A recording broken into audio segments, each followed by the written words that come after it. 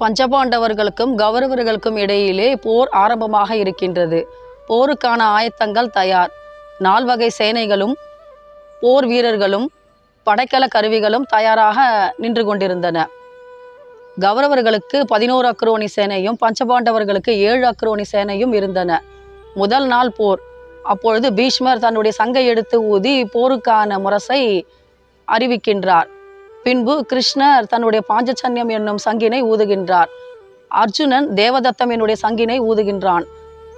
இப்பொழுது அர்ஜுனன் ஒரு கேள்வி கேட்கின்றான் கிருஷ்ணரை பார்த்து. கிருஷ்ணா, நீ 2 பக்கமும் படை வீரர்கள் நின்று கொண்டிருக்கிறார்கள் அல்லவா? அந்த போர் நடைபெற இருக்கின்ற மைதானத்துக்கு நடுவிலே என்னுடைய தேரை நிறுத்துவாயாக அப்படின்னு. அப்போ கிருஷ்ணர் கொண்டு வந்து அந்த தேரை படை வீரர்கள் நின்று கொண்டிருக்கின்ற நடுமையத்துக்கு கொண்டு வந்து நிறுத்துகின்றான். அப்பொழுது அர்ஜுனன் பார்க்கின்றான், எதிரிலே தன்னுடைய பிதாமகர் பீஷ்மர் நின்று கொண்டிருக்கின்றார் சேனாதிபதியாக. பக்கத்திலே துரோணாச்சாரியார், தனுர்வித்தையை கற்றுக் கொடுத்த ஆச்சாரியார். இவர்கள் எல்லாம் பார்க்கும் பொழுது அர்ஜுனனுக்கு மனது கலக்கமடைந்து விடுகிறது. யாருடைய மடியிலும் தோல் மீதும் நான் ஏறி விளையாடினேனோ அந்த பிதாமகர் பீஷ்மரை எதிர்த்தான் நான் போர் செய்வது? இத்தனை போர் வீரர்கள் இருக்கின்றார்கள். எனக்கு தனுர்வித்தையை கற்றுக் கொடுத்த துரோணாச்சாரியார் இருக்கின்றார். இவர்களெல்லாம் எதிர்த்து கொண்டு மண்ணுக்காக நான் இத்தனை பேரை சாகடிக்க வேண்டுமா? கரைப்படிந்த கரங்களை கொண்டுதான் நான் நாடாள வேண்டுமா? இப்படியெல்லாம் அவனுக்கு மனது கலக்கமடைந்து விடுகிறது. அதனால் சோர்ந்து போய் தேர்தட்டிலே உட்கார்ந்து விடுகிறான், தன்னுடைய படைக்கல கருவிகளை கீழே வைத்துவிட்டு. அப்பொழுது கிருஷ்ணர் சொல்கின்றார், அர்ஜுனா, நீ கலக்கமடையாது. யாரை நீ கொல்ல வேண்டும் என்று நினைக்கின்றாயோ அவர்கள் அத்தனை பேரும் முன்பே இறந்து விட்டார்கள்.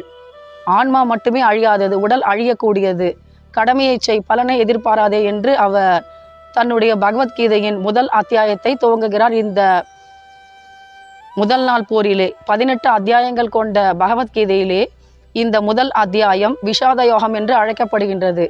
கடமையை செய்ய வேண்டும், பலனை எதிர்பார்க்க கூடாது என்கின்ற முதல் வரியை சொல்லி இந்த பகவத்கீதையின் முதல் அத்தியாயத்தை தொடங்குகின்றார் கிருஷ்ண பரமாத்மா. இதனால் சோர்விலிருந்து விடுபட்டு பார்த்தனாகிய அர்ஜுனன் என்ன பண்றான்? தன்னுடைய காண்டீபம் என்னும் வில்லை எடுத்துக்கொண்டு போருக்கு தயாராக புறப்படுகின்றான். இவனது மனக்கலக்கத்தை நீக்கி அவனுக்கு தைரியம் ஊட்டி உற்சாகப்படுத்தி போருக்கான ஆயத்தங்களை முனைப்போடு செய்ய சொல்கின்றார் கிருஷ்ண பரமாத்மா.